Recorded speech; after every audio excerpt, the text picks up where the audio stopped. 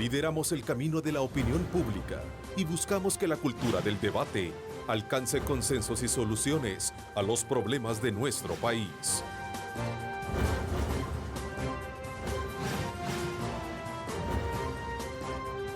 Diálogo con Ernesto López. Hola, ¿qué tal? ¿Cómo están? Qué placer enorme saludarles a ustedes. Bienvenidos una vez más a Diálogo con Ernesto López en este miércoles 4 de abril de 2018. Agradeciendo como siempre a Dios Todopoderoso por darnos ese privilegio de poder ingresar hasta la intimidad de sus hogares. Gracias por sintonizar. Somos Cadena Megavisión, canales 15, 19 y 21, cubriendo todo el territorio nacional.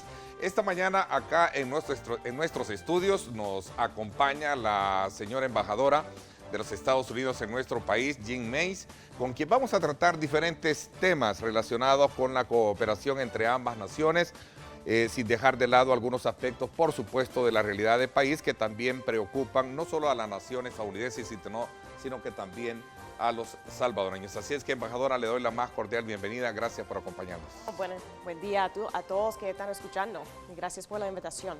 No, gracias a usted. Ayer, por cierto, en conversación con el canciller de la República, hablábamos sobre el resultado del proceso de reinscripción de salvadoreños acogidos al TPS, que es un tema que voy a aprovechar también a analizarlo desde su perspectiva. Hablábamos sobre el esfuerzo gubernamental que hacía el gobierno frente a ese cabildeo que se requiere para lograr que muchos salvadoreños cambien de ese estatus en el que se encuentran o en ese limbo en el que se encuentran hoy en día.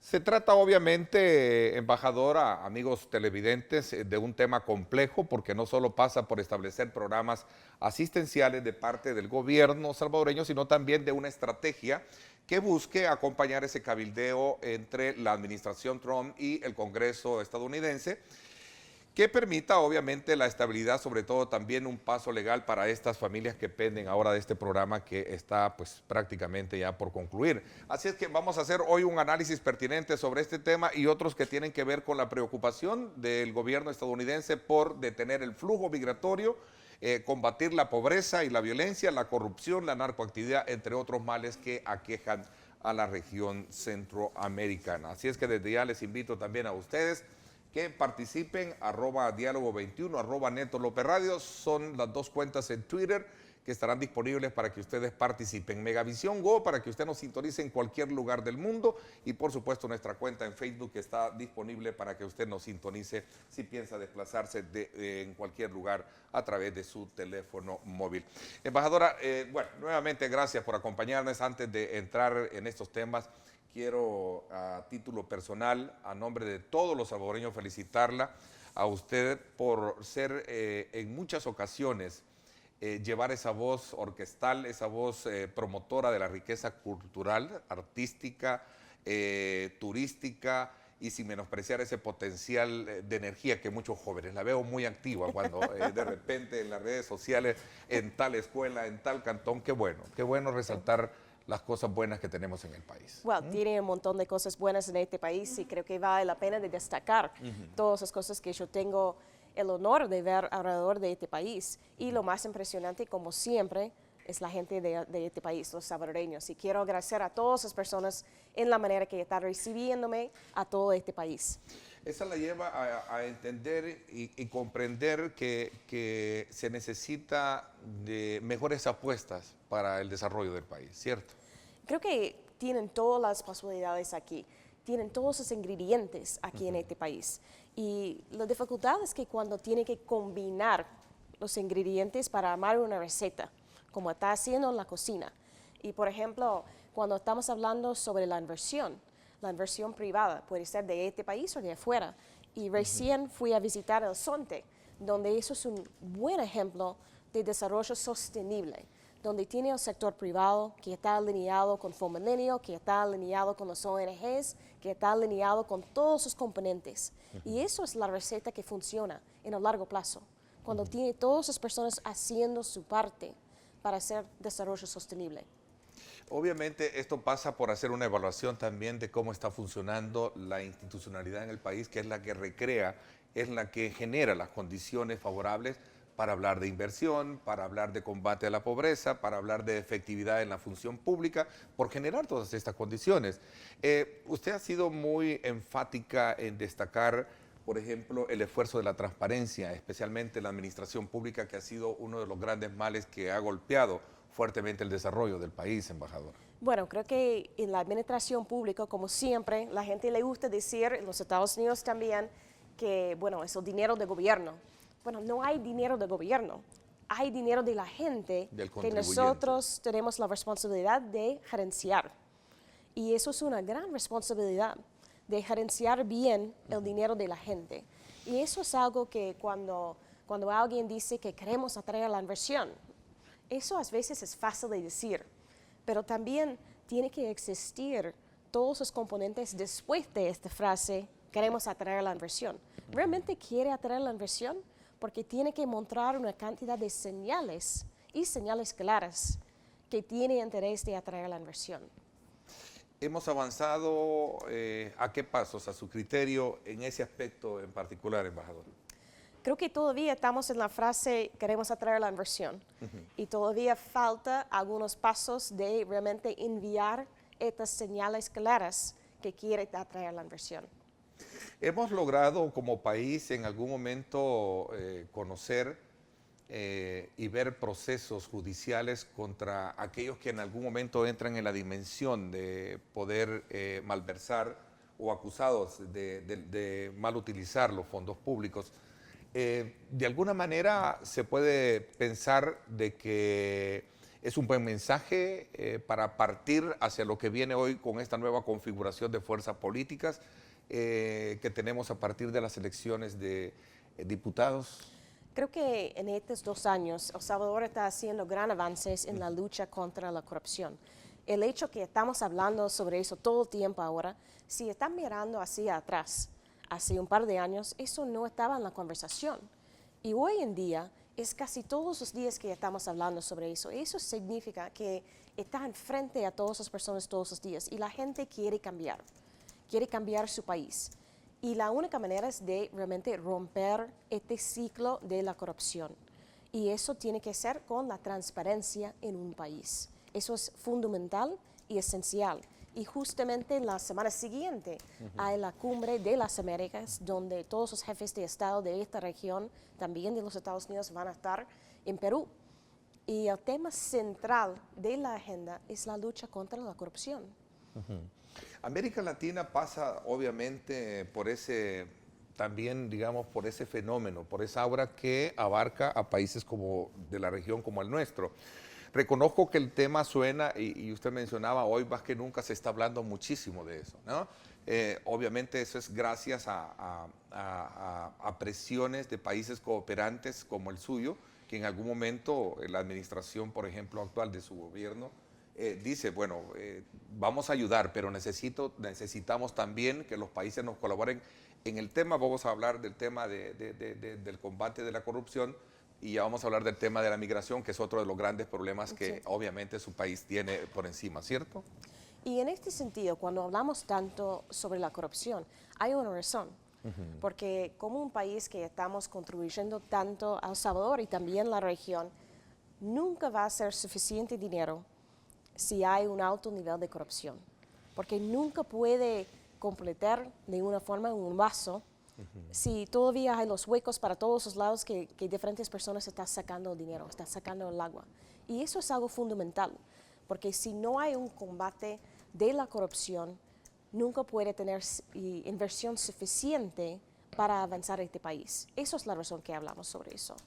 Porque queremos ver que El Salvador sí está avanzando en los términos de la economía, obviamente en un sistema mejor de educación, de salud, de todas las necesidades de su gente. Pero no puede hacer eso si no hay un verdadero combate de la corrupción. A ver, en ese sentido, ¿qué papel está jugando la administración Trump a la hora de establecer estos parámetros de cooperación? Voy a un poquito, digamos, a elevarme con las últimas declaraciones que hiciera a raíz del tema migratorio. El presidente Trump decía de condicionar el tema de la cooperación a países como Guatemala, como Honduras, indudablemente como el nuestro, que de alguna manera, de no lograr combatir estos tipos de flagelos que golpean fuertemente el crecimiento y el desarrollo de un país, ¿no? Bueno, en eso hace 2 años, más que 2 años ahora, tenemos 16 criterios en los 3 países para recibir el apoyo de los Estados Unidos. Sí. Y eso ya está escrito en nuestra legislación. Y los 3 países tienen que cumplir su parte para recibir el apoyo de los Estados Unidos. ¿Por qué? Porque queremos ver que la inversión de la gente de los Estados Unidos, porque eso es el dinero de nuestra gente que está pagando los impuestos, tenemos la responsabilidad de gerenciar este dinero. Y que ellos quieren, que mi gobierno quiere ver y que la gente de los Estados Unidos quieren ver, es que El Salvador, Honduras y Guatemala está haciendo su parte. Está haciendo su parte para asegurar que también está creando este ambiente en su país para recibir este apoyo y gerenciar bien el apoyo que está recibiendo. Institucionalmente estará bien empoderado el país para creer que se va a ir mejorando esta situación. Creo que sí está mejorando. Cuando estamos mirando los 16 criterios que tenemos la responsabilidad de hacer todos los días y estamos haciendo, y en ese sentido sí está mejorando. Pero también que sabemos en todos los países, no solamente aquí, que los corruptos simplemente están buscando otro camino. Porque los corruptos no están diciendo, bueno, está bien, yo entiendo las reglas nuevas que tenemos, yo voy a parar de hacer las cosas de esta forma. Ellos simplemente están buscando una parte de su sistema que es más débil. Por ejemplo, si la fiscalía ya está funcionando y está enviando este mensaje que nadie está encima de la ley y todos tienen que responder a la justicia, bueno, los corruptos están buscando otra parte de la cadena judicial que no es tan fuerte todavía. Y eso es la razón que, bueno, está bien que la fiscalía está funcionando. Ahora tenemos que ampliar este apoyo para las partes que sí son todavía un poco más débiles. ¿Usted de la idea de que la actual administración en la fiscalía continúe, pueda Douglas Meléndez ser reelecto en este nuevo periodo que concluye en diciembre de este año? Bueno, eso es una decisión para la Asamblea de este país. Pero sí que pienso que obviamente 3 años es poco tiempo de realmente cambiar una dirección de una institución tan grande como la Fiscalía. Y en nuestro sentido, si algo está funcionando, bueno, en mi opinión es mejor de dejar algo seguir funcionando y enfocar más en la parte que todavía necesitamos enfocar en diferentes áreas de su sistema judicial, que todavía necesita más apoyo. Bueno, si lo examinamos así, la Fiscalía es la que se pone en primera plana, pero tenemos también un conjunto de otros actores que juegan un papel muy importante. Usted menciona el sistema judicial. Embajadora, sin pretender querer llevarla digamos, a un compromiso de palabras y de temas, ¿cómo examina usted el sistema judicial salvadoreño? Bueno, eso es para ustedes para hacerlo. Como sabes, está bien. Pero creo que lo más importante es que tenemos una cosa clave aquí. Estamos aquí para apoyar sus esfuerzos. Y estamos aquí para hacerlo en 3 áreas específicamente. Uno es de mejorar la economía. Otro es de mejorar la seguridad.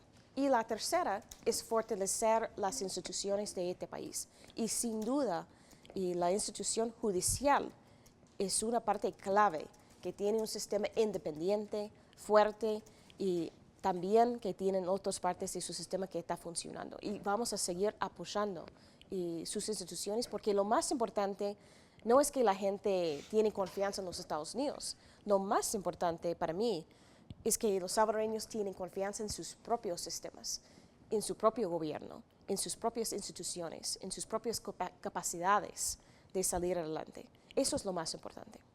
Ahora, ¿será que también en el análisis cuando uno trata ese tema, muchos creen que es lamentable que en un país como el nuestro, lleno de muchos desafíos, de mucha pobreza, etcétera, etcétera, de grandes retos que se tienen, que este tipo de presiones o de este tipo de, digamos, de menciones venga de afuera y no salga de adentro? Usted, por eso yo le hacía la pregunta, ¿cuánto cree usted que hemos avanzado en el combate viniendo desde nuestra propia raíz? ¿verdad? Este tema. Bueno, creo que sí hay personas que están haciendo su parte y cuando tengo la oportunidad de trabajar y visitar las diferentes personas trabajando en la fiscalía, hay miles de personas alrededor de este país que están tomando riesgos grandes y no estoy hablando sobre el fiscal general, estoy hablando sobre un grupo de mujeres que está liderando y todos los grupos contra las maras. Sí. Y está tomando... Están en los tribunales del lugar más recóndito, Sí. la fiscal y donde anden, o fiscal, ¿no? Y no hablamos sobre estas personas, pero realmente estas Hay personas héroes están... anónimos aquí. Ellos, y en particular, este grupo que conocí en un lugar, un municipio que está llevando los casos grandes contra las maras. Eso es un riesgo enorme en términos de su familia, en su persona, y están haciéndolo. Entonces, a su pregunta, sí, pienso que hay miles de personas en su país que sí están haciendo su parte, que precisan siempre es un buen liderazgo, un buen líder en frente a su institución que puede facilitar el trabajo y reconocer los esfuerzos que sí las personas están haciendo. Ahora, ahora que toca este tema, este es un problema que también golpea fuertemente a la sociedad norteamericana, el tema de los grupos de pandilla. ¿Cómo se está combinando este esfuerzo? No quiero entrar en detalles, obviamente no se puede decir cuáles son los planes, pero sí hay un esfuerzo entre ambas, digamos, entre fiscalía, autoridades, para poder golpear fuertemente estas estructuras delictivas que se han convertido en transnacionales, ¿no? Sí. Voy a hacer una primera pausa comercial, Okay. Seguimos hablando de esto cuando Muy bien. volvamos y también de los otros temas que ya hemos advertido tratar con usted acá. Excelente. Vamos a la pausa, gracias por estar con nosotros. Recuerde no perderse este día a las 6 de la tarde, Astrid Ábalos y este servidor, su programa En Directo con Ernesto López Radio. A las 6 de la tarde vamos a tener nuestro debate político con Paul Steiner, Carlos Araujo, Julio Valdivieso, por 107.7 Fuego, estación del Grupo Radial Megavisión. No se lo pierda.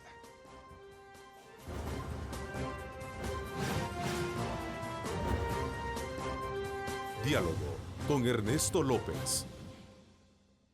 Estás viendo Diálogo con Ernesto López.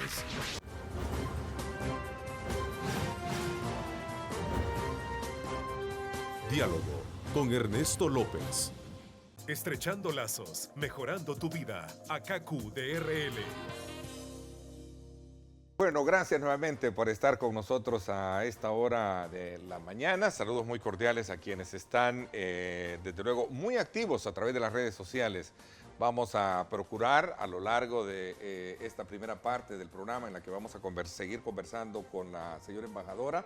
Posteriormente viene el ministro de Hacienda, el nuevo ministro de Hacienda. Vamos a hablar también de la perspectiva fiscal, de lo que resta de esta administración y de lo que viene por delante. Así es que pendiente de esta otra segunda parte.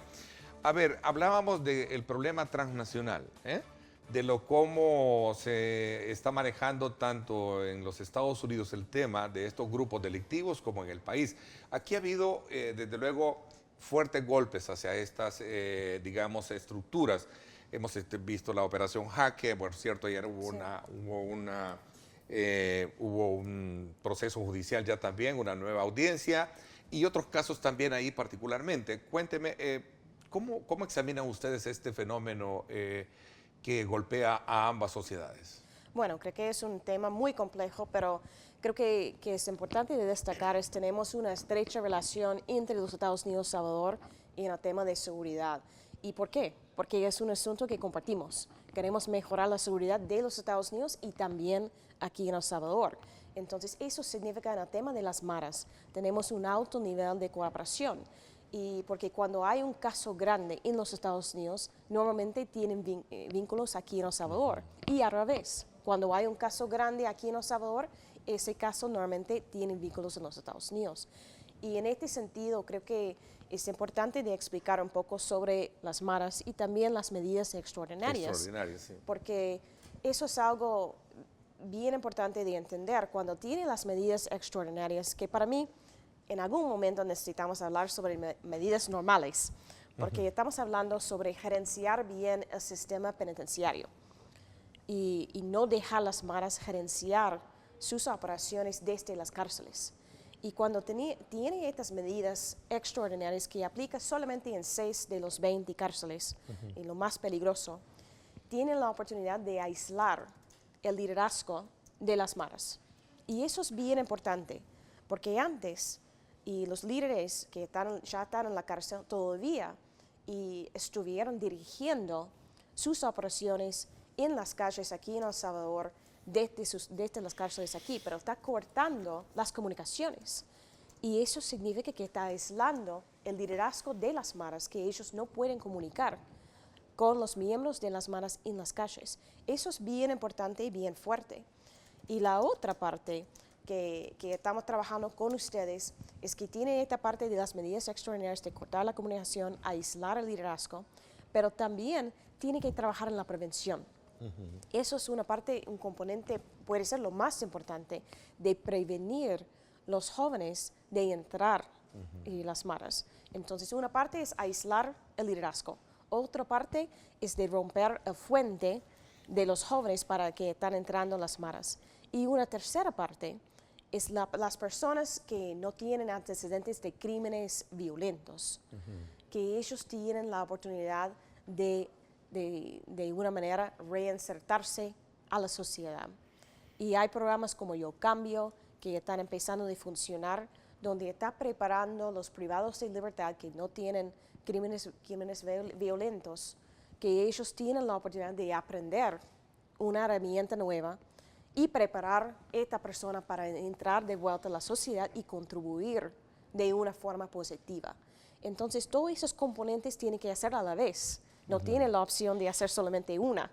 Y eso es la cosa complicada, porque creo que está funcionando las medidas extraordinarias y está empezando a funcionar este programa de Yo Cambio, preparar los privados de libertad cuando está cumpliendo su sentencia de entrar de vuelta a la sociedad, pero todavía tenemos mucho trabajo de hacer en la parte de la prevención. Eso tiene que ver con la educación, en el sistema de educación, pero también oportunidades de empleo. Por supuesto, tiene todo que ir a la par. A propósito de las medidas extraordinarias, embajadora, hay un debate casi estancado en la Asamblea Legislativa por ampliarlas o por quitarlas. Sé que no puede haber una valoración directa suya, pero ¿qué piensa así concretamente? ¿Han sido efectivas o qué evaluación tienen así concretamente de estas medidas? Bueno, creo que eso es una decisión para su asamblea, pero de nuestra perspectiva y podemos ver la importancia de aislar el liderazgo de las maras desde las cárceles. Y eso es bien importante, que está cortando la comunicación. Y hay una razón que los líderes de las maras no les gustan las medidas extraordinarias. Y si los líderes de las maras no les gustan, a mí me gusta. Okay. Interesante. A mí me gusta sí, que ellos no están felices que tienen estas medidas. Pero creo que también tiene que combinar estas cosas con las otras partes. A ver, ojalá que esa misma posición u opinión que usted expresa, me gustaría escucharla también del resto de políticos en la Asamblea Legislativa. El presidente Guillermo Gallegos, que es un abierto defensor de que las medidas continúen, señaló que la votación en el Congreso se frustró y en algún momento, que esta no se frustre y esta será una prueba importante, decía textualmente, por cierto lo publican colegas del diario de hoy este día, para saber quién está a favor o en contra de estos grupos delictivos, decía. Bueno, eso es una manera fácil de mirar las cosas, pero también es un asunto muy, muy complejo. También tienen que mirar cuáles son los pasos siguientes. Obviamente, su gobierno está construyendo nuevos cárceles. Y eso es una parte importante porque obviamente hay una sobrepopulación en los cárceles donde hay demasiada gente. Y es difícil de dividir los privados de libertad que necesitan hacer y empezar programas como Yo Cambio, los programas de reinserción, y empezar todo este proceso cuando tiene demasiada gente montada adentro. Entonces, la parte de construir nuevos cárceles y encontrar nuevos, eso también es importante. Y ha sido avances. Y no recuerdo los números, creo que en un año estaba sobrepopulación más que 300%. Y ahora está alrededor de 200%. Eso es un avance importante. Y eso es una parte donde nosotros estamos colaborando con su gobierno. tenemos todo un proceso de revisar los archivos de los 40,000 privados de libertad para ver quiénes son estas personas y realmente dividirlos en niveles. Que no tienen a alguien que no tienen un crimen violento al lado de alguien que ya tienen un nivel de 10 homicidios y que realmente tienen una buena división entre las personas con los privados de libertad. Depende de los crímenes que han cometido. Y eso es un paso también importante. Pero sí, las medidas extraordinarias de aislar el liderazgo de las maras desde la gente de las calles sí es una herramienta bien importante. A ver, en este tema muy en particular sobre las medidas extraordinarias, hay un acuerdo ya de la Comisión de Seguridad de ampliarlas hasta abril del otro año. Esto yo creo que de alguna manera es un paso importante. Habría que ver una vez ya en el seno legislativo cuáles van a ser los partidos que se van a sumar o diputados para poder ampliarla. Al menos ese es el debate que se mantiene hoy en día. Por cierto, ahí están las declaraciones que perfila el presidente del Congreso nuestro, Guillermo Gallegos. Embajadora, a propósito, hablando de la Asamblea Legislativa, y otros temas sumados, ¿cómo los perfila usted, sobre todo con esta nueva configuración de fuerzas políticas que tiene el país? Y cuando sumamos la importancia que tiene de unir esfuerzos de diálogo para poder sacar adelante el país, tenemos por delante no solo que ya hablábamos sobre la necesidad de reconocer el esfuerzo institucional en el combate del crimen organizado, de la corrupción y otros males del tema de la Fiscalía, sino que también dentro de la estructura misma judicial tenemos a la base de este año, ya en los próximos meses, la conclusión de funcionarios de la Sala de lo Constitucional. ¿Cómo examina usted este escenario, embajador? Bueno, sin duda este año es un año clave aquí en El Salvador. No hay duda de eso, porque hay decisiones importantes que la Asamblea va a tomar en este año que va a decidir el camino de este país. Y uno, como está mencionando, es la selección del fiscal general. Otros son los magistrados. Pero también hay otros asuntos bien importantes que pueden decidir en qué dirección, en qué camino quiere seguir El Salvador. Por ejemplo, la ley de la administración de función pública.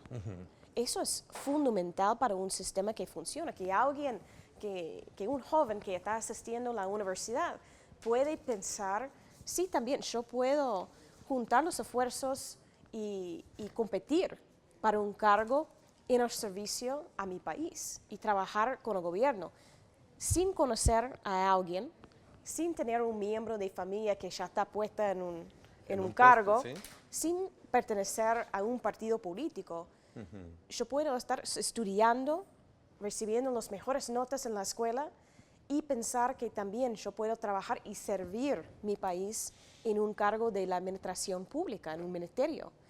Y esta ley de función pública es algo clave en eso, porque eso es que hace que está definiendo los cargos que un ministerio necesita, poniendo los requisitos, y las personas pueden competir de verdad por el cargo. Y evitar convertir el Estado en una piñata, ¿no? A favor de determinados partidos, en este caso el que gobierna, que ha sido la lógica como ha funcionado en esos años atrás, una ley de la función pública. Eso es ¿no? fundamental.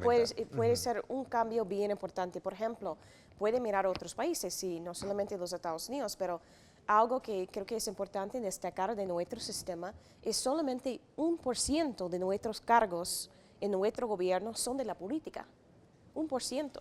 Son cargos políticos. Son cargos políticos. Esos son las personas de los cargos de lo más alto nivel que tienen la confianza del presidente, como corresponde liderar los diferentes asuntos en diferentes ministerios. Pero el resto del sistema, 99%, son gente de carrera. Gente tienen estudios en este campo, gente que ha trabajado en diferentes, son expertos en diferentes temas, como yo soy una persona de servicio exterior, ¿sí?, de carrera. Yo tengo 26 años haciendo eso. Y eso, la mayoría de la gente en nuestro gobierno son así.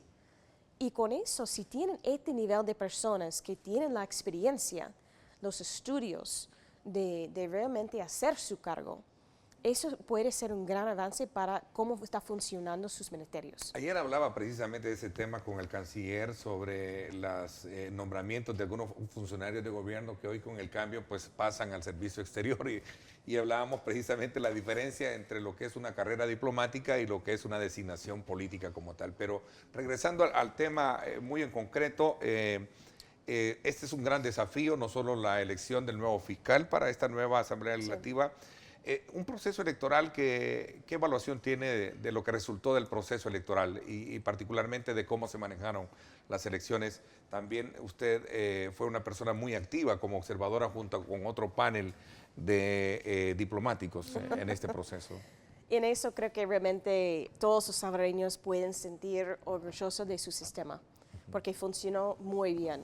Y yo tenía honor de viajar alrededor del país, pero antes también, y ver todas las personas participando en las mesas electorales y la dedicación de los salvadoreños participando en esos procesos, y todo salió bien. Obviamente, ustedes tienen un sistema muy complejo, pero a pesar de eso, creo que la gente puede tener la confianza porque había un proceso transparente, confiable, y eso habla muy bien de su democracia, que salió sin violencia, que realmente y la dedicación de la gente que todavía está trabajando, y quiero destacar a estas personas que trabajaron en las mesas electorales que yo conocí, que estaban levantando y saliendo de sus casas a las 3 de la mañana para llegar a su mesa electoral, trabajando todo el día hasta el día siguiente, y todavía hay personas trabajando para finalizar el conteo oficial, pero creo que de todas perspectivas, de la OEA, de la Unión Europea, de las Naciones Unidas, de nosotros, y hay un consenso que realmente salió muy bien su proceso electoral. Ahora, estamos a las puertas de un nuevo proceso electoral, ¿no? Elegir presidente en el país. Aún con todos los, digamos, estos bemoles que se pudieron encontrar en el camino, muchos creen que debería de haber cambios dentro de todo el sistema de conteo y de la empresa. ¿Valora o comparte usted esta opinión? Creo que eso es una decisión para ustedes. Creo que todos los grupos de monitoreo de la OEA, de la Unión Europea, cada uno estaba dejando recomendaciones para ustedes para considerar. Y eso es el trabajo de ustedes, de mirar qué cosas que realmente quieren analizar para la próxima vez y implementar y qué cosas quieren seguir. Pero eso es una decisión para ustedes. Obviamente, y la elección presidencial es un poco más fácil que la elección que recién tuvimos, porque no tienen este voto cruzado y todos los componentes que tienen en la parte, preferencias en la parte legislativa. Entonces creo que el hecho que salió muy bien su proceso en una elección complicado en términos de todos los componentes, y yo tengo confianza completa en cómo los procesos para 2019. Para cerrar este ciclo de análisis de temas de país, y porque quiero aprovechar su presencia también para examinar un poco el tema de nuestros salvadoreños allá en los Estados Unidos, en estos pocos minutos que nos quedan, embajadora, ¿qué expectativa o qué mensaje se puede recoger de su valoración con relación a estos nombramientos estratégicos de país que va a tener que hacer esta nueva Asamblea Legislativa para elegir magistrados que no tengan ningún compadrazgo político, ninguna militancia política, un fiscal que sea desde nuevo probo en la materia, que no tenga compromisos y que verdaderamente apoye el esfuerzo que se está haciendo por sanear la estructura pública en nuestro país? Bueno, creo que para todos los salvadoreños obviamente es un año crítico para este país, y usa su voz, eso es su país.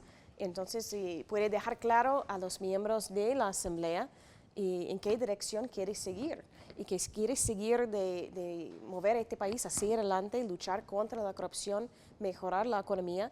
Eso es un camino que tienen que seleccionar, pero eso es para todos los salvadoreños para decidir y usar su voz de realmente comunicar eso con sus miembros en la Asamblea. ¿Ha sido cómodo trabajar con la administración actual que ya está por concluir su gobierno? Sí, estamos y seguimos trabajando todos los días y tenemos una buena relación y una buena colaboración con el gobierno, y vamos a seguir haciéndolo. Tenemos una amplia colaboración en la seguridad, y necesitamos trabajar más en los temas de la economía, en cómo generar empleo en este país. Obviamente eso es algo clave y es imposible de mejorar la seguridad sin crear más empleo en este país. Y eso es algo todavía que falta y necesitamos seguir trabajando en eso, pero sí vamos a seguir haciéndolo. Pero creo que y en la visita al Zonte y en los otros lugares, nuestro trabajo es apoyar sus esfuerzos y apoyar las cosas que hay personas haciendo cosas bien en este país y queremos destacar cómo puede hacer las cosas bien. ¿Este gobierno, a su criterio, ha hecho lo suficiente para combatir la corrupción? Y creo que hay avances importantes, todavía hay trabajo por hacer. Bueno, vamos a ver. Entremos un poquito en detalle sobre el tema de TPS y las relaciones entre su gobierno y los países del Triángulo Norte. Esto pasa también por examinar qué se está haciendo en el país para poder recrear condiciones para que salvadoreños ya no migren, porque el problema central migratorio en los Estados Unidos es el tema de la migración, y eso va por el tema de crear un muro y los otros, digamos, debates que se centran en el Congreso y que chocan con su presidente. ¿Cómo ve esas condiciones paralelas? Especialmente partamos de acá del país, ¿no? Bueno, cuando estamos mirando eso, el presidente de los Estados Unidos quiere parar la migración ilegal. Y pensamos que la mejor manera de hacer eso es invertir en los países de origen de la migración, porque la mayoría de las personas no quieren salir de su país.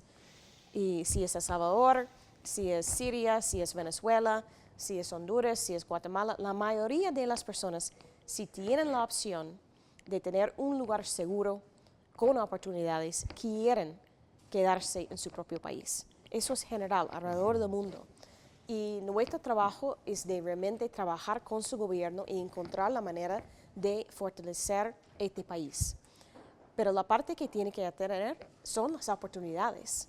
La gente tiene que tener las oportunidades de estudiar, de encontrar empleo digno, de sentir que puede avanzar su carrera aquí, en este país.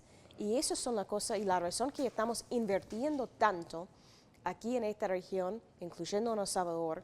La razón que estamos haciendo eso es justamente eso, para que este país está avanzando, que las personas no sienten la necesidad de emigrar de una forma ilegal.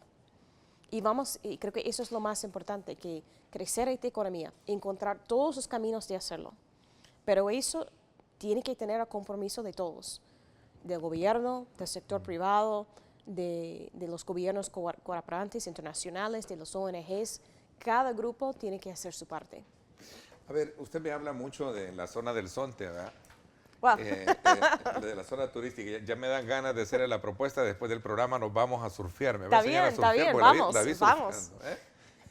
A ver, se habla de generar confianzas, de generar digamos, confianza para nuevas inversiones como la que usted cita del Zonte, pero también esto pasa por resolver el gran problema de la inseguridad en la región, la narcoactividad, el grupo de delincuenciales como pandillas, como ya lo hablábamos anteriormente, ¿no? Mucha gente, y yo creo que usted lo percibe cuando visita poblaciones, cómo este flagelo golpea el estado anímico de la familia, de aquellos padres que nos están viendo en este momento y que seguramente piensan cómo sus hijos tienen que viajar y tienen que regresar de la escuela bajo ese asedio, bajo ese problema que tenemos hoy en día, ¿no? Y bueno, es exactamente eso que es una inspiración para todo nuestro equipo en la embajada.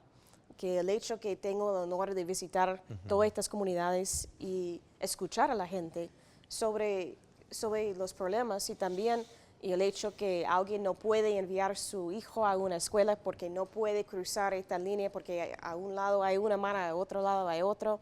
Eso es una inspiración y eso es la razón que estamos tan enfocados y dedicados a los asuntos aquí en este país, porque esas son las cosas y porque son personas y necesitamos de una manera encontrar un camino adelante. Y voy a mencionar a Zonte porque creo que es un buen ejemplo donde tiene la inversión, también tiene los ONGs que estaban trabajando en las escuelas públicas alrededor de esta zona.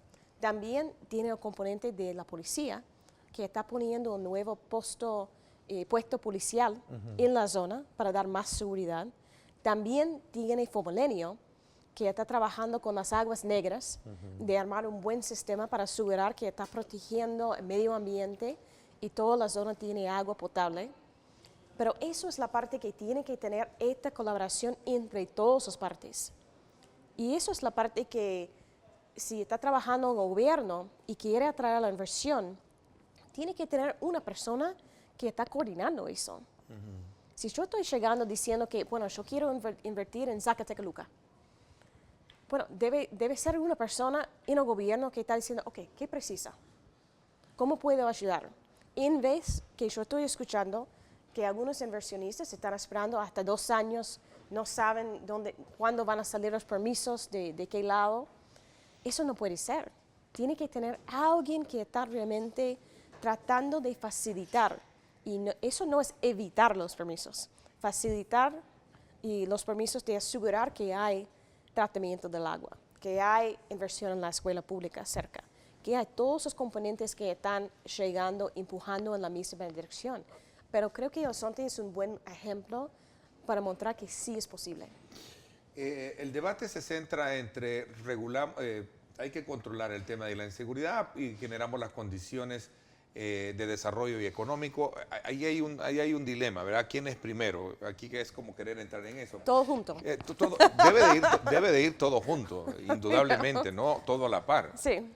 Pero obviamente cualquier empresario o cualquier emprendedor que venga en su momento a poner un negocio debe de tener las condiciones de seguridad también, porque la experiencia es todo lo contrario. Vienen y dicen, lo primero que hacen es caerme no solo en los impuestos del Estado, ¿verdad?, sino que también de la delincuencia, que son las extorsiones. Prometí salirme de este tema para entrar un poco en el tema de los salvadoreños, pero a su criterio, ¿estamos lejos o cerca de resolver este problema de la inseguridad que nos golpea mucho a los salvadoreños? Bueno, creo que es un camino largo, no hay duda de eso, pero sí está empezando a tomar los pasos que necesitan tomar, pero no es un día para otro, no es un año, no es en 2 años, pero sí creo que si está siguiendo de aislar el liderazgo de las maras, siguiendo a golpear las redes financieras de las maras, sí está tratando de realmente invertir en la prevención, combinando esfuerzos del sector público con el sector privado y atacar este problema de todas las partes, la reinserción, y trabajar en aumentar la economía, porque eso es la parte clave. Tiene que crecer la economía de este país para que pueda tener más empleo para todos y más empleo digno donde hay posibilidades de avanzar. Embajadora, ¿cuál es su lectura sobre el tema TPS y esta vía que se están creando para poder buscar un estatus, digamos, más promisorio para los salvadoreños en los Estados Unidos? Sabemos que el debate es complejo, no avanza, hay una decisión. ¿Cómo lo examina usted? Bueno, creo que necesitamos un poco de una bola de cristal, ¿no? Para ver el futuro de este asunto, pero el debate ahora está en nuestro Congreso. Sí. Y este debate que tiene que ver con un camino adelante para las personas que tienen TPS, también está el asunto de DACA, también está el asunto del muro, y también hay una cantidad de asuntos alrededor de este asunto de inmigración. Y eso es algo y una cosa bien que estoy mirando es que todos los partidos políticos de su país están juntando los esfuerzos en este asunto. Y sí, eso es bien importante, porque cada grupo, cada partido en su país tienen contactos diferentes, tienen redes de contactos que pueden utilizar. Y el hecho que hay un compromiso de todos sus partidos políticos que están trabajando para hablar con nuestros miembros del Congreso, explicar las necesidades, pero también creo que es importante para la gente que ya tenía TPS por los últimos 17 años, que sí están aprovechando este periodo de gracia, de transición, para realmente prepararse para regresar. Y en eso es la razón que puede ver que estamos trabajando todos los días con una energía bastante para tratar de preparar este país y trabajar con su gobierno, sector privado también, de preparar que la gente puede volver y puede tener éxito en su propio país. ¿Será que se están recreando, se están creando esas condiciones para ese retorno, si hablemos ya un poco, si así fuera, de estos salvadoreños? Creo que en el ahora país? y el hecho que ya está terminado el periodo de reinscripción y ya estamos enfocando más en trabajar con su gobierno de crear los paquetes de los incentivos, Sí. de atraer a las personas de vuelta. Por ejemplo, las personas que ya quieren jubilarse, si hay un paquete de incentivos para ellos, para traer sus bienes de los Estados Unidos sin impuestos, por ejemplo, y armar diferentes paquetes para atraer a estas personas para volver a El Salvador. Y eso es la segunda fase donde estamos. También tenemos otra fase para todas las personas que están escuchando que tienen un hijo, que tienen ciudadanía norteamericana, porque hay 192 hijos de personas que tienen estatus de TPS, que tienen ciudadanía norteamericana. Y ahora, en las próximas semanas, vamos a empezar una campaña para esos padres con los pasos que ellos deberían seguir, como conseguir un pasaporte norteamericano, por ejemplo. Embajadora, sé que su tiempo es muy premiado. Le quiero agradecer el que me haya acompañado en esta primera parte del programa y nos haya ilustrado precisamente sobre ese esfuerzo cooperante que tiene su gobierno con el nuestro y particularmente para atacar directamente estas fragilidades del sistema de sociedad salvadoreña que lamentablemente hemos construido y nos ha llevado a tener los problemas que no son únicos, los tienen todas las sociedades, pero Sí. algunos más que otros. Quiero agradecerle de verdad el que nos haya visitado acá en el programa. No, gracias por la invitación y estamos a su lado. Gracias. Y muy pronto, ¿cuándo la vemos ya participando? En Vamos los a surfear. campeonatos, ¿ah? En los campeonatos de surf. ¿Ah? ¿Ya Estamos. pronto? ¿Cómo van las clases? Bueno, más o menos. Sí, ¿las caídas? ¿Cuántas caídas? Bastante caídas, Pero lo importante, decía usted, es levantarse. ¿eh? Sí, ¿no? Es una buena analogía, me parece muy bien. Gracias, vengo con el ministro de Hacienda, nuevo ministro de Hacienda, después de esta pausa comercial, Nelson Fuentes. Así es que acompaña. Estrechando lazos, mejorando tu vida. ACACU DRL.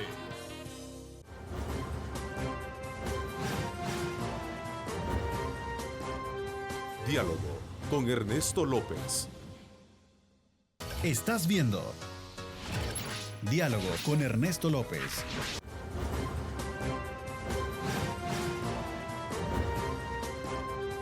Diálogo con Ernesto López. Bueno, gracias nuevamente por estar con nosotros. Vamos en esta segunda parte a conversar con Nelson Fuentes, ministro de Hacienda. Gracias por acompañarnos, Nelson. Bienvenido. Buenos días, Ernesto. Gracias por invitarme. Gracias a todos los televidentes que me acompañan esta mañana. Bueno, interesante ahora con esta nueva faceta y sobre todo me gustaría que conociéramos detalles sobre cómo piensas desarrollar lo que resta de esta administración, el tema de Hacienda, sobre todo por las complejidades que se han venido tratando, el tema de presupuesto, el tema fiscal, el tema de deuda, la renegociación de deuda, en fin, de tantas cosas que obviamente también no pasan de ser del conocimiento tuyo porque has estado al frente de esta cartera también como asesor, ¿eh? Bueno, Ernesto, la verdad que el Ministerio de Hacienda ciertamente es una institución muy compleja. Orgánicamente tiene distintas direcciones, la Dirección de Impuestos Internos y la Dirección General de Aduanas, que son las más grandes. Cada una tiene su singularidad y trabaja de forma conjunta con el Viceministerio de Ingresos. Es una institución con la Dirección General de Presupuesto, la Dirección General de Contabilidad, la Dirección General de Crédito Público, Inversión. Creo que es importante decir que el enlace entre estas direcciones lo hacen los dos viceministerios, el Viceministerio de Hacienda y el Viceministerio de Ingresos. Es muy complejo, realmente manejar 3.500 personas es difícil, pero no significa que no se pueda manejar ordenadamente y bajo una directriz muy clara, ¿no? Entonces, La directriz del Ministerio de Hacienda es recaudar los fondos necesarios para poder ejecutar el presupuesto de cada año y hacer llegar el gasto público a las instituciones que requieren a base del presupuesto, ¿no? Entonces, de manera coordinada, a tiempo. La complejidad es muy grande, es decir, manejar la caja fiscal es difícil, siempre se reclama que hay deuda a los proveedores, siempre se dice, bueno, hay acumulación de deuda de corto plazo, como son las letes. Manejar la caja es difícil, Ernesto. Es decir, y el margen de maniobra que va a haber de aquí a la culminación será, digamos, de giro contundente o Claramente nosotros tenemos un objetivo, ¿verdad? Es ser más eficiente en la forma en que estamos recaudando y ser más eficiente al momento de la entrega de los gastos. ¿Es Eso sinónimo implica, de presión? Porque he escuchado de muchos empresarios y de muchas empresas que hay una presión fuerte, ¿no? Yo creo que Hacienda tiene que seguir haciendo su trabajo de fiscalización, tiene que hacer su trabajo de control, ¿verdad? Facilitar, acercar a los contribuyentes. No vamos a hacer ninguna cacería de brujas, como le dicen, ¿verdad? Yo creo que hay cosas que el Ministerio de Hacienda por ley debe de hacer y eso implica que no es que no vamos a dejar de ir a seguir cobrando a los contribuyentes. Es decir, claramente la Dirección de Impuestos Internos tiene una normativa que regir, el Código Tributario lo está normando. Aduanas sigue también estando normando, vamos a cambiar, a disminuir las sanciones de la Dirección General de Aduanas también como parte de la facilitación. Yo creo que los empresarios o el sector privado al final debe de sentirse tranquilo, que el Ministerio de Hacienda va a hacer un buen trabajo, no vamos a acosar a las empresas, vamos a hacer lo que hay que hacer, ¿verdad? Eso implica que vamos a seguir la norma que el Ministerio de Hacienda nos está diciendo. Yo creo que es importante que la población sepa que el Ministerio de Hacienda es una institución que debe hacer velar que los recursos que todos debemos pagar, que son los impuestos, deben entrar al Ministerio de Hacienda. Hoy por hoy debemos hacer mayores esfuerzos en la administración tributaria y aduanera y eso es lo que nosotros vamos a hacer como reto este año. Es decir, me decía la embajadora, aclarando los términos, ¿verdad? En ese sentido, me decía la embajadora Jean Mays, no es el dinero del Estado, es el dinero de los contribuyentes, el dinero de nosotros, ¿no? Correcto, totalmente.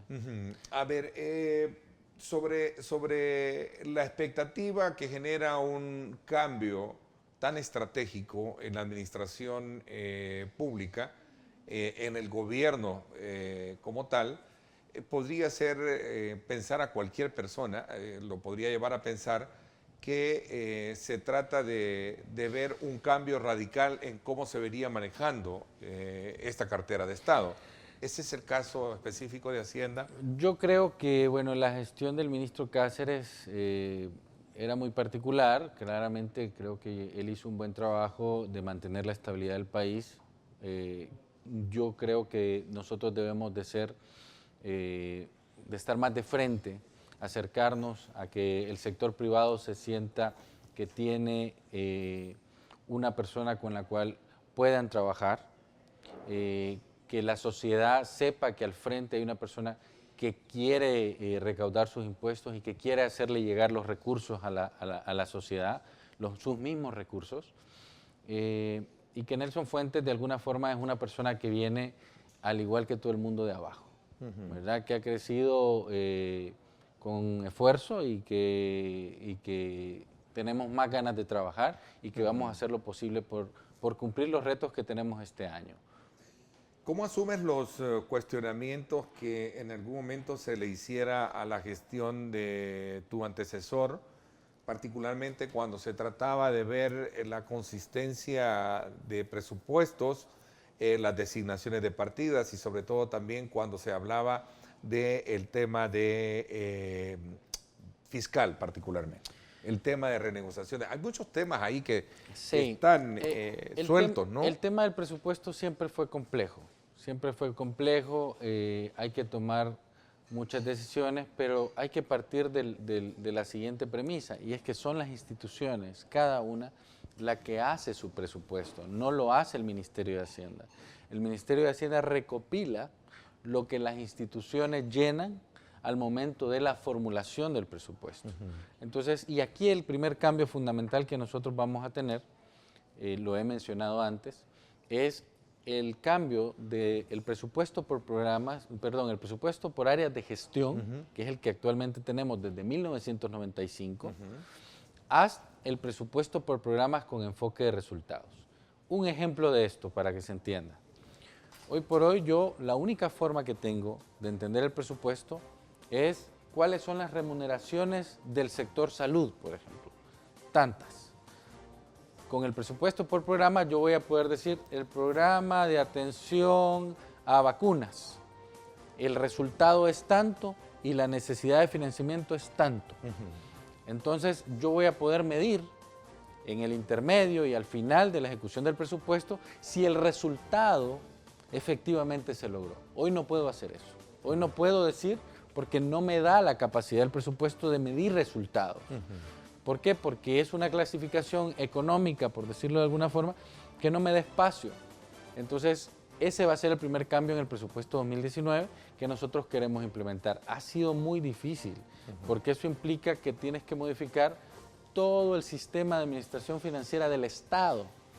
Y ha sido muy complejo, se ha necesitado mucha cooperación internacional para poder desarrollar esto. Ha estado metido en Estados Unidos, ha estado metido la cooperación española, la Unión Europea, la cooperación alemana, etcétera, ¿no? Entonces yo creo que hoy lo vamos a lograr, ¿verdad? La próxima semana yo tengo la asistencia técnica del Fondo Monetario Internacional, donde me van a certificar que efectivamente puedo dar luz verde a ese programa. Yo le pedí al fondo que viniera y vienen, van a estar 10 días aquí, una asistencia técnica, vienen el lunes y me van a dejar, digamos, la investigación, la asistencia completada. Ok, interesante. La reunión con el BID para los próximos días sobre crecimiento inclusivo, ¿sí?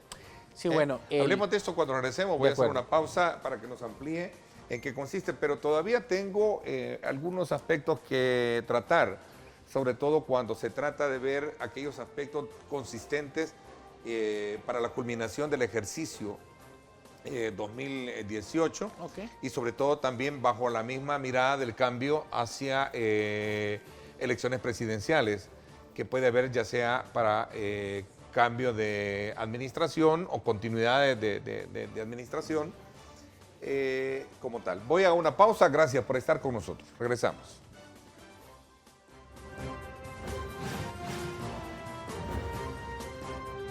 Diálogo con Ernesto López. Estás viendo Diálogo con Ernesto López.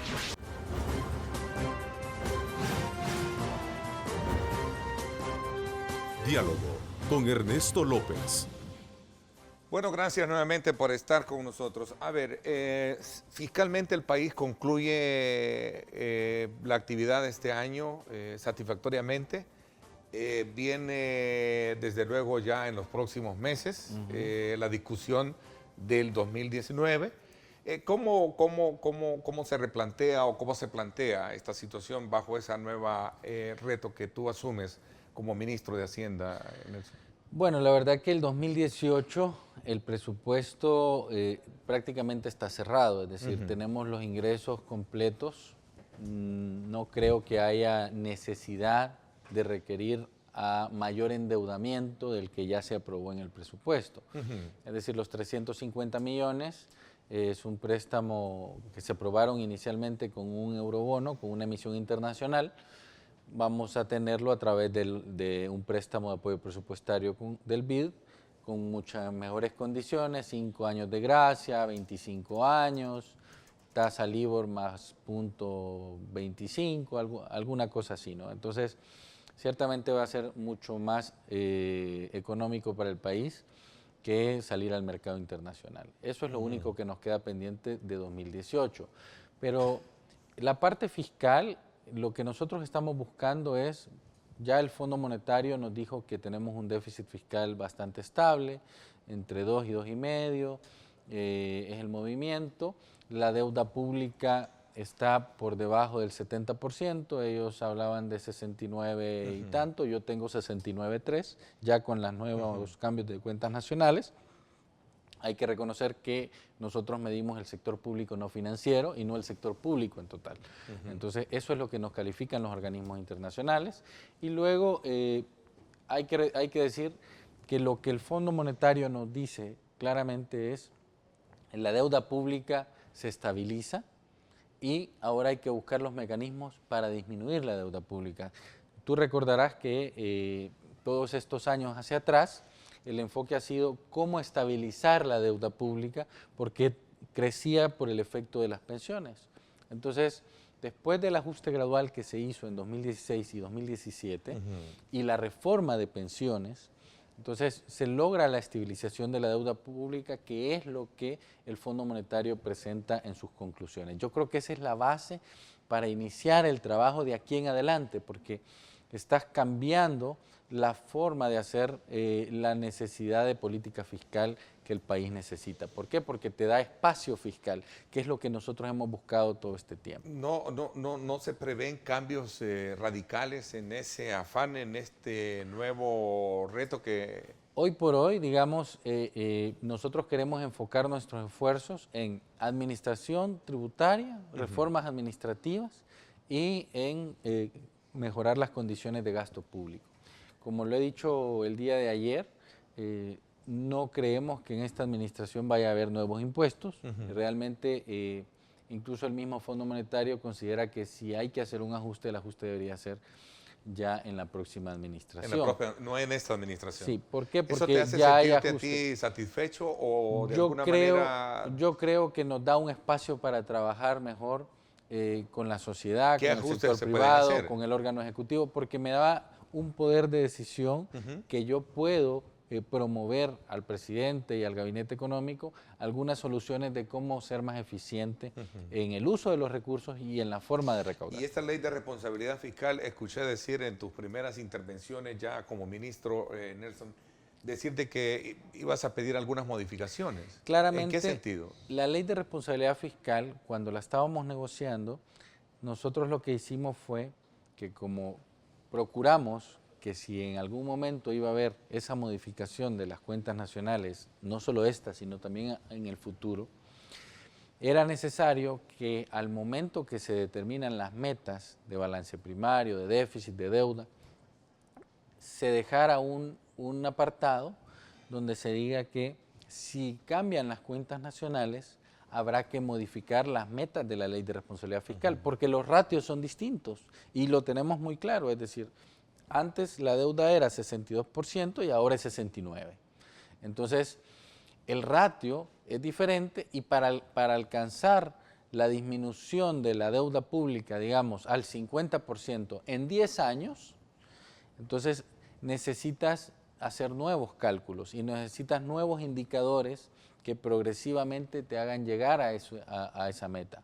Entonces, hay que modificar la ley de responsabilidad fiscal, hay que llevar una propuesta técnica a la Asamblea Legislativa para que se modifique el artículo de las metas. Entonces, eso es lo que vamos a hacer. Ahora, de alguna manera, este tema de los presupuestos no deja de crear siempre esa crispación entre los diferentes sectores porque creen que se han presentado en los últimos años de forma desfinanciada. ¿Es esto, es un mito, es una realidad esto? Yo creo, Ernesto, que siempre hay necesidad de más gasto, siempre hay necesidad de mayores recursos y siempre no vamos a estar 100% contentos de cómo llevamos el presupuesto, porque como toda negociación, a veces cuando se negocia bien, las dos partes no están satisfechas. Entonces, eso implica que ha sido una buena negociación, porque no hemos ganado todos ni hemos perdido todos. Quisiéramos ganar todos, pero hay que tener claro que los recursos siguen siendo escasos, que la necesidad de encontrar siempre mayores fuentes de ingresos para la sociedad es importante y que año con año todos los gastos incrementan. Los gastos incrementan y lo que hay que hacer es que los gastos no deben crecer más que la economía. A ver, a eso iba, porque las proyecciones de crecimiento a veces son cubiertas con proyecciones, valga la redundancia, en números que no existen. Por eso es importante también, y esa es la crítica que siempre hizo la oposición. por eso es importante también reconocer que el cambio, digamos, de cuentas nacionales nos va a ayudar a tener una mejor tasa de crecimiento, una tasa de crecimiento más real y una inflación más real. Una tasa más real para poder proyectarse, que eso es lo que se requiere. Porque el indicador básico para establecer el presupuesto es el crecimiento económico y la inflación. Entonces, si tenemos unos buenos indicadores de crecimiento e inflación, entonces esos repercuten directamente en la estimación de ingresos. Entonces, así los ingresos vamos a determinar cuánto nos genera esa proyección, vamos a estimar cuánto es la necesidad de gasto de las instituciones y eso nos va a dar una diferencia. La diferencia que nos dé, claramente yo debo decir que vamos a ir a buscar el presupuesto 2019 con mayoría calificada, porque sin duda alguna va a ser necesario mayores recursos. No creo que más de los que se han solicitado para 2018, pero sí, indudablemente vamos a necesitar mayoría. Hay que hacer énfasis en que la deuda sin pensiones es un gran alivio, ¿no? Sí, la deuda sin pensiones se ha mantenido estable desde el 2011, entonces esa no ha crecido. ¿Por qué? Por dos razones. Uno, los préstamos que están en la Asamblea no habían caminado, esperemos que algunos caminen con la nueva Asamblea. Y dos, yo creo que hay que hacer un esfuerzo mayor en inversión pública. Bueno, hoy sí, cuéntame un poco sobre este encuentro con el BID, que se habla de crecimiento inclusivo, así, ¿verdad? Regional. Sí. Voy a la pausa, me la están pidiendo y hablamos de esto. Dale, pues. Cuando regresemos.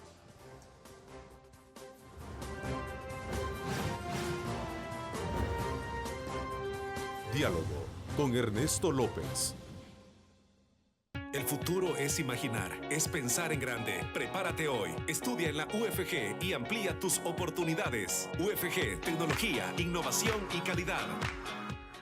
Bueno, gracias nuevamente por estar con nosotros. Seguimos en esta última etapa de nuestra conversación con el nuevo ministro de Hacienda, Nelson Fuentes. Nelson, ¿en qué consiste este nuevo encuentro que se va a llevar a cabo sobre crecimiento inclusivo regional?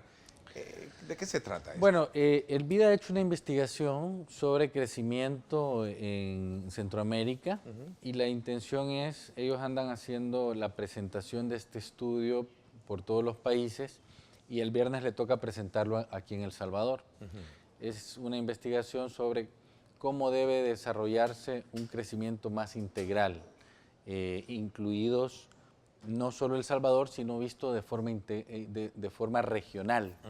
Entonces, este evento se va a realizar el día viernes a las 9 de la mañana en el Hotel Crown Plaza. Me parece que tienes la tarjeta ahí en pantalla. Sí. Todas las personas que quieran asistir, pues está abierto el encuentro. ¿Es gratis esto? Sí, no. sí. Es el BID quien apoya el encuentro y la verdad pues que me parece un buen momento para encontrar a El Salvador en una etapa de crecimiento con el resto de los países. ¿Por qué? Porque hay muchos temas por delante, el tema de la unión aduanera, el tema de cómo manejarnos con Centroamérica, cómo estamos trabajando la economía, cómo estamos trabajando las nuevas oportunidades y los nuevos sectores en los cuales pudiéramos apostar nuestros esfuerzos. Entonces yo creo que vale la pena escuchar la investigación y ahí estaremos acompañando y trabajando por esas ideas que tenemos ahora. Hay que crecer más, hay que invertir más y hay que hacer ese llamado a los inversionistas nacionales e internacionales a que apuesten por El Salvador.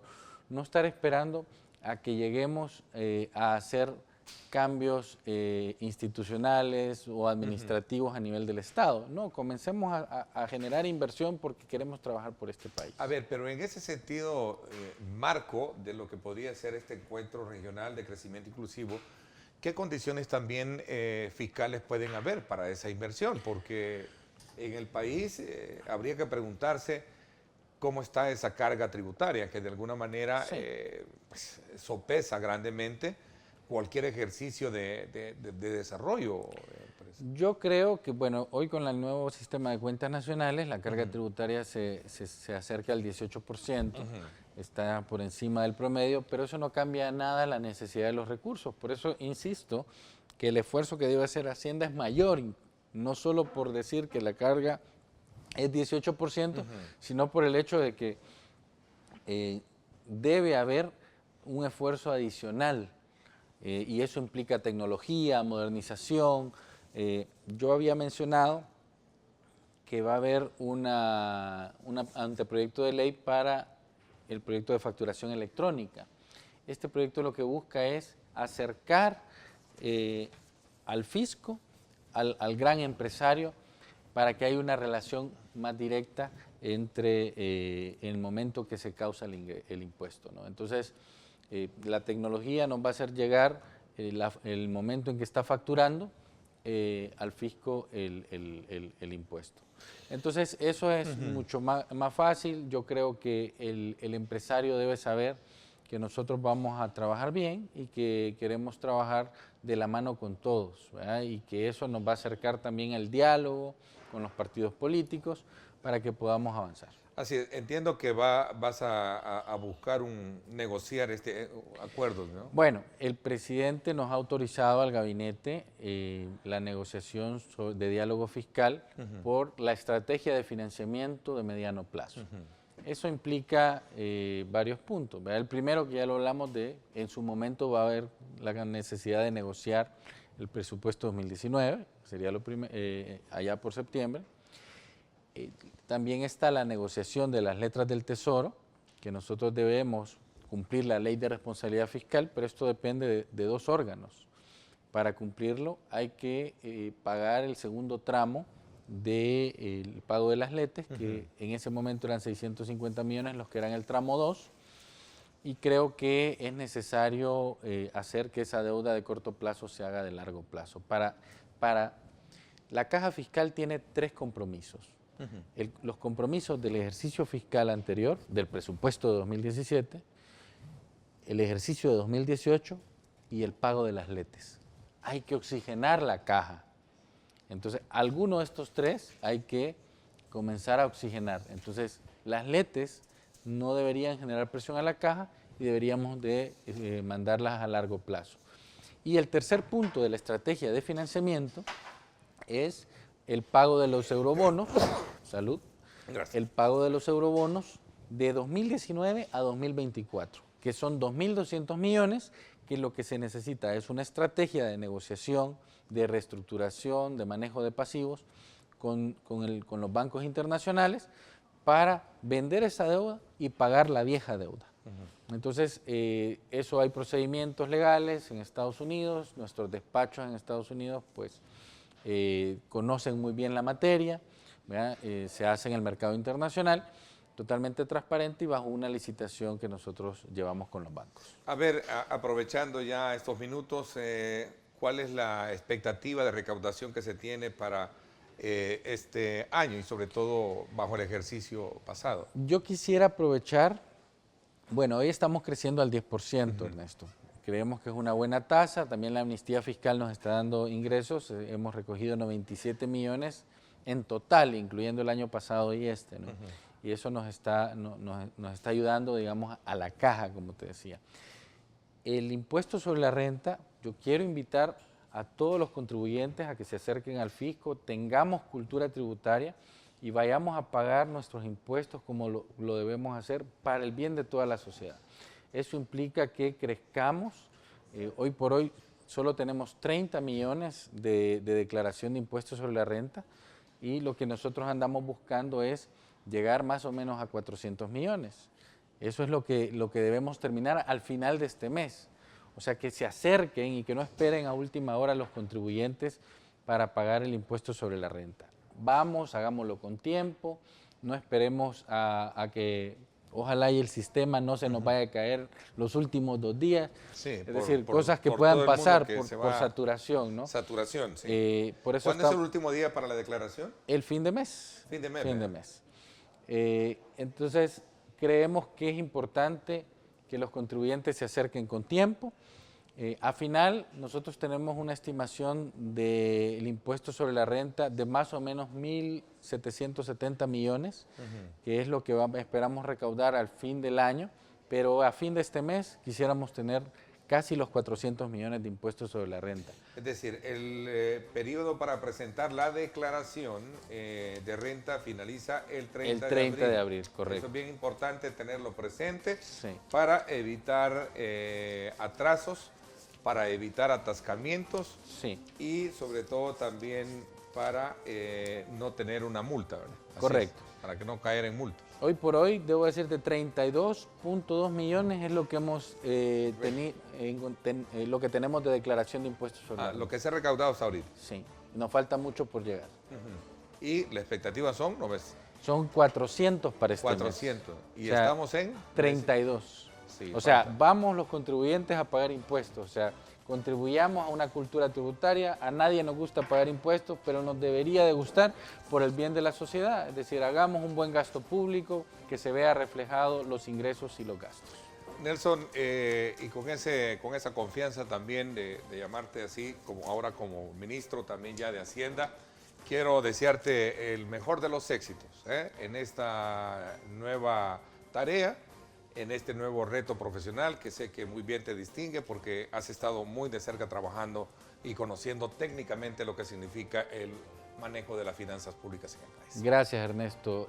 Requiero el apoyo de muchas personas, de muchas instituciones para que salgamos adelante en este tiempo que nos queda. Muchas gracias. Y más aún con esta nueva configuración política que vas a tener. Hay que tener la confianza que los antiguos diputados y los nuevos diputados vamos a trabajar por el país. Ok, interesante. Vamos a, desde luego, quedarnos hasta acá. Gracias, los espero en radio en el debate político hoy, 6 de la tarde. No se lo pierda.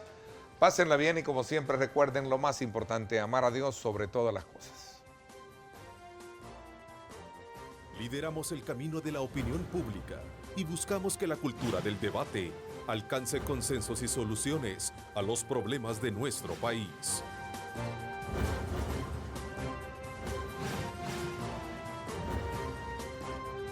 Diálogo con Ernesto López.